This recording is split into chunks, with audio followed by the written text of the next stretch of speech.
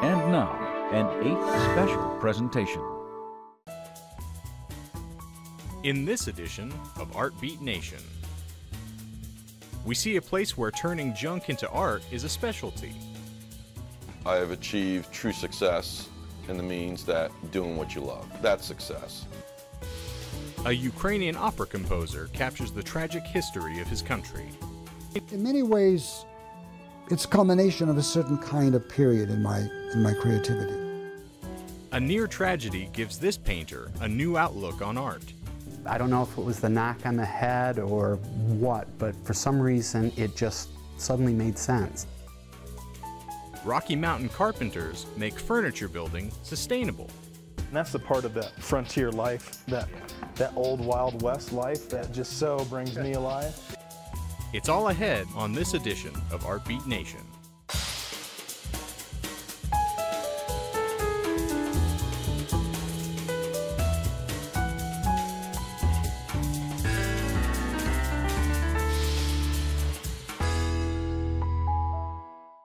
Funding for Art Beat Nation is made possible by contributions to 8 from viewers like you.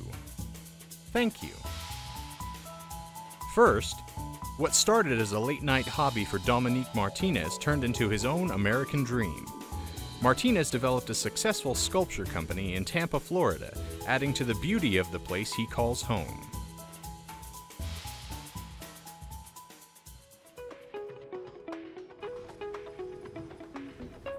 Take an evening stroll through downtown Tampa.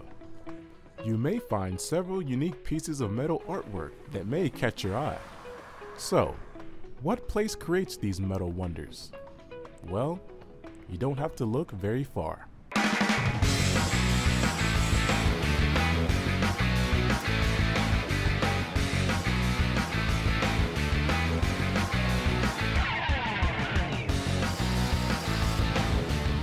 Welcome to Rustic Steel Creations, where if you come up with it, they'll design it and create it. Turning junk into art is the rustic way.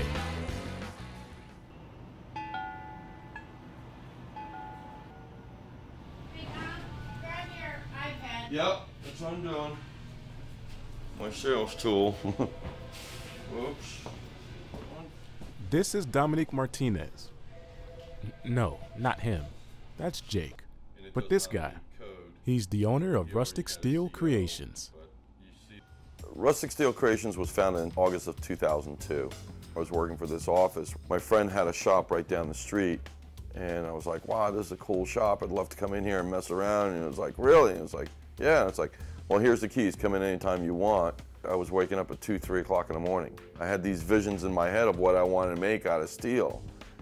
And I would get dressed and I would go down the street and I would open up a shop and use all the tools that I knew someone how to use. And next thing you know, that's how Rustic Steel Creations came about. I was starting to make picture frames and mirror frames and, you know, different things like that. Rustic Steel has gained notoriety for making interesting custom pieces, things you wouldn't find in any store. And they've pretty much done it all. The orders that we get and the commissions that we get are quite unique, to say the least. Anywhere from oversized fish to custom gates, railings, public art, private, corporate art. We've also done 2 9/11 memorials within the city of Tampa. So we more, think outside the box with our designs and our creations. We have stuff all over downtown, and we have a dragon on Kennedy Boulevard. A lot of residences, easily 300, 350 homes that we've done. We've made a very positive impact, I feel, in the area.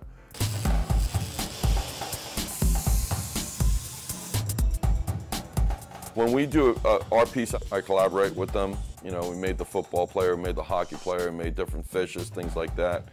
And it's a team effort. It's not just me, it's not just them, it's a whole team effort. And that's the beauty about it, because it really pulls the team together. It's something that's really important. And the thing is that most of the fabricators that come in here really don't realize that they have the creative abilities until they start working here.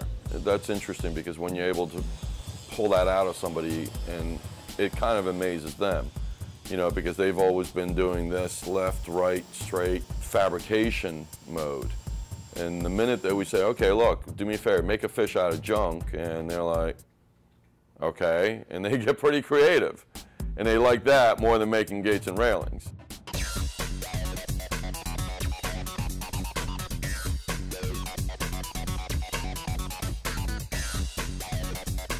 There's so many pieces out there, I'd really have to think it, really give some thought of which is my favorite. The fish down by the Sail Pavilion, that gets a lot of attention.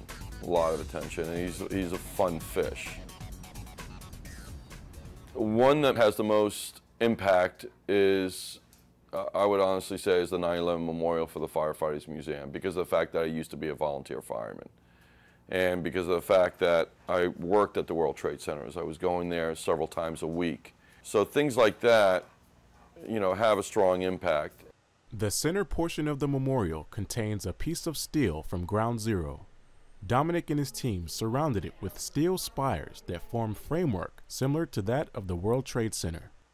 One day some people were walking down the street and they came in and it's like, oh, what do you guys do here? And I gave them a tour and I had no idea who they were, and gave them a tour and I said, do you guys want to see something really cool that we're working on? And it's like, yeah. And I showed them the 9/11 Memorial and they were like, wow, it just really struck a chord with them.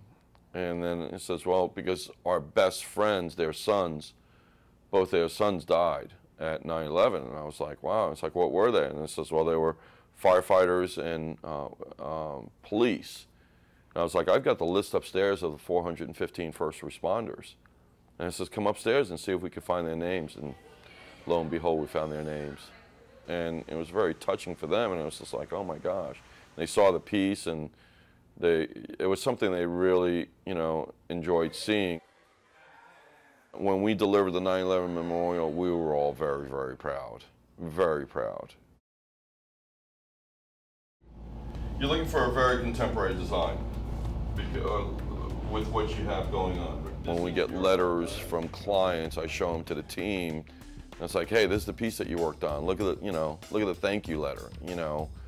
Or when the clients come in here and it's like, I just want to say, oh my gosh, this piece came out beautiful, we love it. And it's like, go thank him. He's the one that made it. Rustic Steel continues to adorn homes, businesses, and Bay Area streets with their creations. In 2010, Dominic was named Artisan of the Year by the Tampa Bay chapter of the American Institute of Architects. Dominic has definitely achieved a level of success in his life, but achieving the American dream? It's not the fact that I feel that I have achieved the American dream. I feel that I have achieved true success in the means that doing what you love. That's success. Yes, it's stressful at times. Yes, we're under a lot of pressure. Thank you for calling Rustic Steel Creations.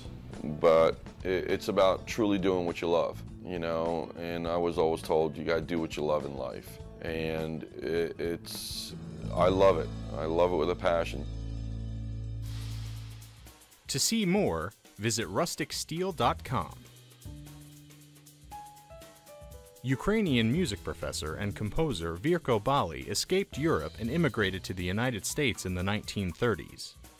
While he is now a leader in Nevada's musical community, Bali has dedicated his latest opera to an often untold and tragic piece of Ukrainian history.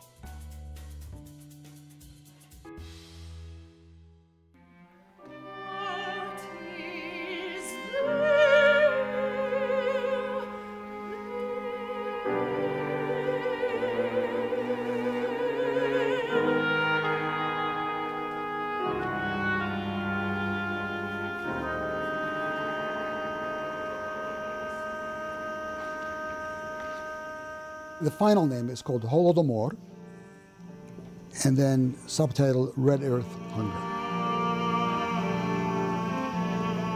Holod in Ukrainian means hunger, and mor is extermination. So it's extermination by hunger. My name is Virko Bali. My official profession is I'm a professor at the University of Nevada, but I've done many things in my life.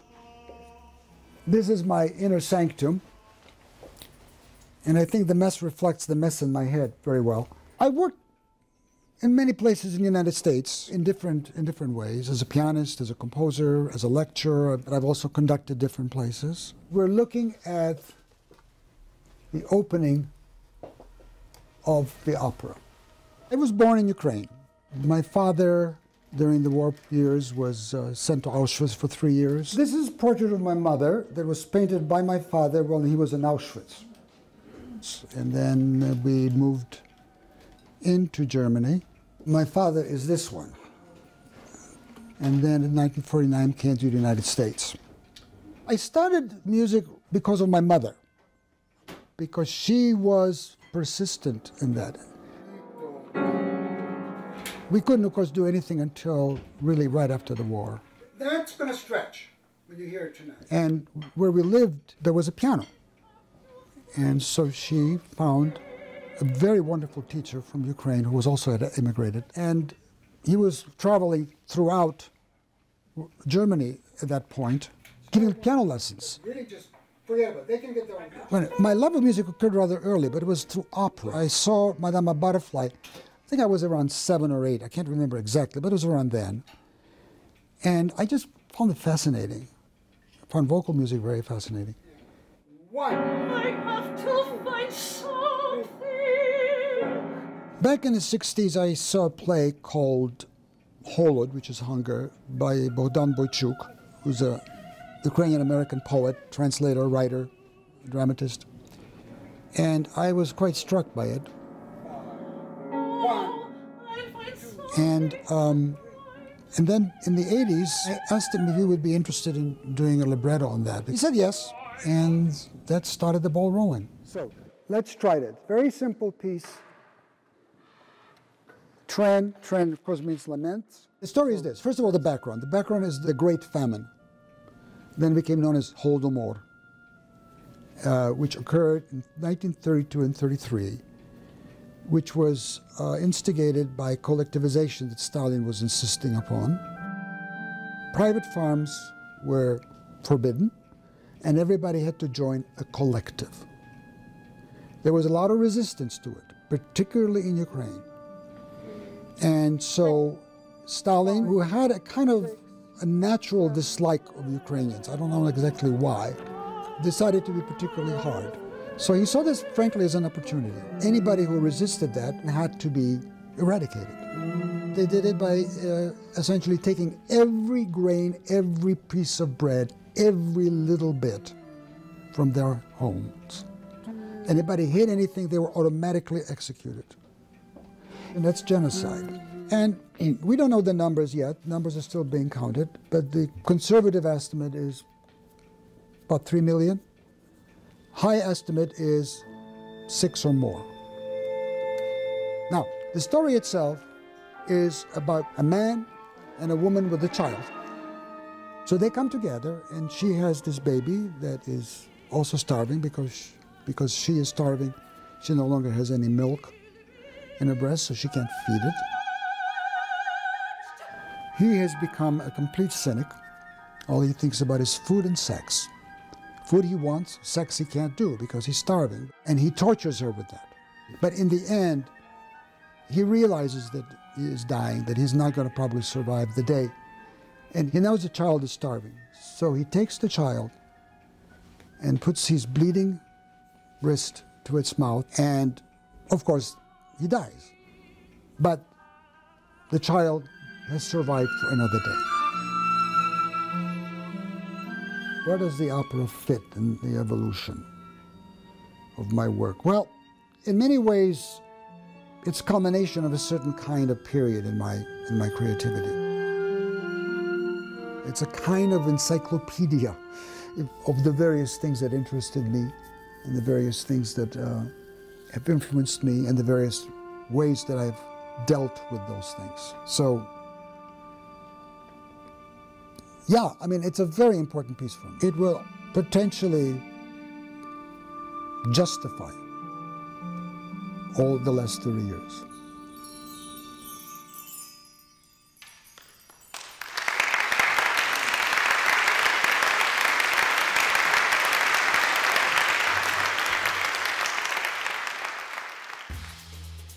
To learn more, visit vircobali.com.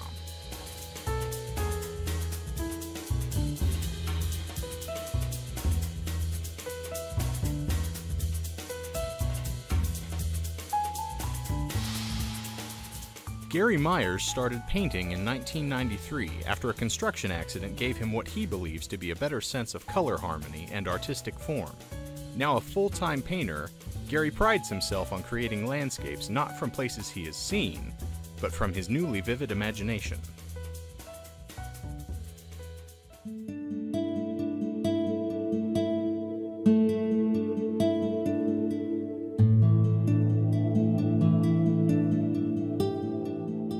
My name is Gary Myers. I paint as G.C. Myers, and I am a contemporary painter. I started painting in the fall of '93. I was working on a house that's next door to this studio, and I had an accident where I had a ladder collapse under me. I fell about 16 foot, knocked out my teeth, broke my wrist. I was pretty banged up for a few months. And I pulled out some paintbrushes and some old airbrush paints that were the result of a failed experiment from a few years before, and jammed the brushes into my cast and, started doodling. And I don't know if it was the knock on the head or what, but for some reason it just suddenly made sense.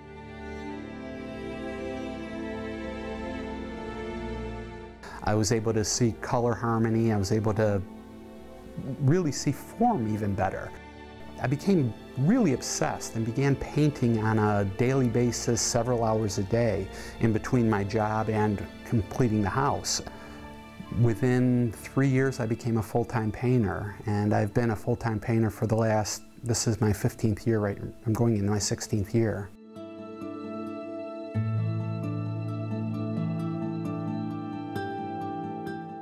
It's all intuitive. I like bold color, but I also like color that has a lot of depth to it. Very seldom are you going to look at something of mine and just see blue. You're going to see bits of yellow, green, maybe even a little bit of red in there.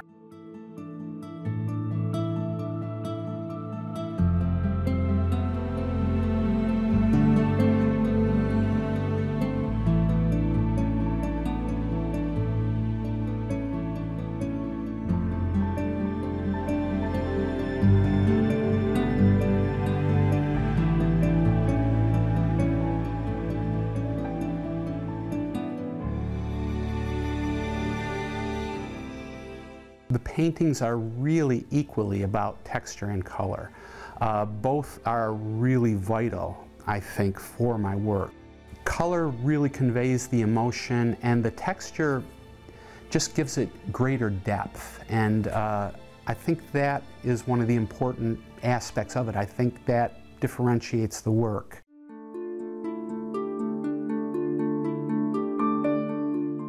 The red tree is merely an invitation for people to come into the painting. And then they get to see the color, the texture, the forms behind it. I like to have complex colors.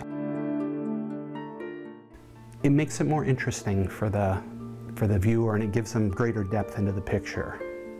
And that's what you're really looking for, is something that connects and keeps the eye interested.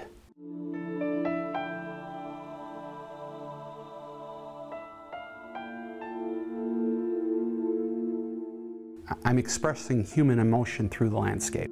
They're not scenes of local landscape. I want to just be able to express something on the surface that expresses what I'm feeling. Painting is the one thing that I feel completely confident in my life. And I think that's probably the real driving force.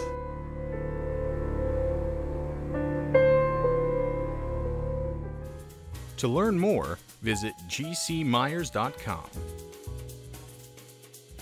With weathered wood from uncommon sources across the Rocky Mountain region, craftsman Josh Mabe and business partner Randy Valentine create unique masterpieces at 21.5. Each piece of reclaimed wood is turned into a rustic, artistic piece of furniture with a story to share. There's a bunch of stuff right here. That'd be cool. You can almost wrap a corner of a table. That's perfect. Taking some of these pieces of wood that don't have what most people would consider any character at all. Just take a cross section of this and then marrying them with some pieces that have a tremendous amount of natural character and bring it into a story that is beautiful. That's our lives. See kind of the blues in there? Like 21:5 is actually a reference to a verse in the Bible. It's one of our favorite Bible verses. It's Revelation chapter 21 verse 5. And it's where Jesus says, "Behold, I make all things new." And that parallels so closely, we thought, with what we do, is we're taking something that's old and broken and beaten up, and we make it new.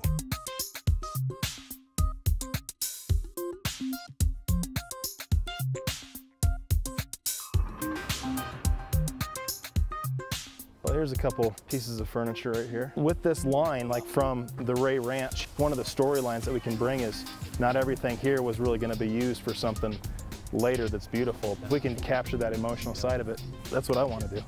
Look at this. The story is really important for us. This is the part that's so cool. It's important for us because when we deliver a piece of furniture, you want people to know the history behind it. I might have been the escape route, so I was getting in trouble. Every part of our story, every part of our history makes up who we are. You can envision the horses over here in their stalls. That's really what we look for in the wood that we choose. And that's the part of that frontier life, that old Wild West life that just so brings me alive. Yeah. Like you just got to make things work. From a piece that is splintered and unusable to a piece that has natural character just built right into it. The door right there is phenomenal. The colors that happen naturally that you can't duplicate no matter what you do. We'll try to keep the rusted natural colors in there. And what we could do is combine it with some different blues and grays. The original bolts in here, we could actually preserve these in a few of the pieces. That complements the collective, the whole piece of furniture. And that's just what we are. That's what we're about at 21:5. It's our story that makes us who we are and beautiful. I just really want to thank you for letting us come. Like, this is such a blessing to be able to come here. I know it's going to good hands. Yeah. That makes it, you know, a lot better for me. And we just love hearing the story too. Like, that's 90% of it for us, because we can source wood from different places, but you just being willing to sit down with us and talk to us, we could listen to that all day long. Feel this thing. This is an old hinge. It's got to be an old hinge. So we stick that, feel this thing. We stick that on a door somewhere. Holy cow. Everything that we harvest is reclaimed, so we don't cut down any trees. Not only we're not cutting down trees, but now we're going to be planting trees for every piece of furniture that we sell. The sustainability movement is definitely part of our culture now, but as a business, it's just a natural outpouring of who we are into our work. We would be doing this, I really believe, without this movement of sustainability throughout our culture, just because it is what our furniture is, and it's also who we are. It's important for us to care for the environment. It's important for us to care for the planet, for our kids. You know, that we want them to enjoy this as well. So we feel like that's something that we can do to give back. Josh has taken this furniture to a whole new level in his approach and his design. It's not just another piece of furniture. It's not just another piece of reclaimed furniture. He's added elements to it that are completely unique that I haven't seen anywhere else. A lot of times you look out at creation in the mountains, and that is a form of art that you can't hardly behold. Your eyes can't hardly take in. And that's what we're trying to do with our 21:5 furniture. Make it art so when people look at it, they're stunned. That can lead to transformation. That can open people's eyes up to a whole new world of what furniture, functional art should be. What we need to do is just set up our shop right there. And then we have our source of wood for probably a decade. Play with the kids, do a little fly fishing. And then we're surrounded by incredible inspiration. There'd be enough inspiration here to last a lifetime, just in this one location. To learn more, visit 215.com.